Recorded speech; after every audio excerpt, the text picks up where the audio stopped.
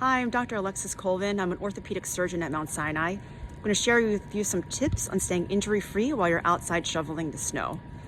Shoveling snow can really be a strenuous activity, so we've got to treat it like the workout it is, and preparation is key. So number one, make sure you have appropriate clothing on for going outside in this weather. Layers can be removed if you get warmer, but you want to start out with a couple of layers. Number two, think about starting with a few minutes of a dynamic warm-up. This can be jumping jacks or plank walkouts, maybe some arm circles or knee hugs, just anything to get your body ready and warm for the activity it's about to do.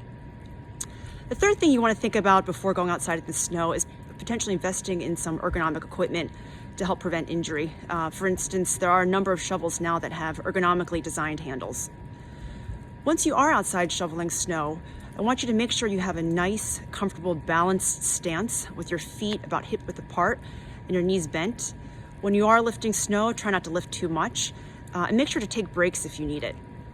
Finally, like any good workout, you want to make sure that you're hydrated. All right, stay safe and hope you're enjoying the snow.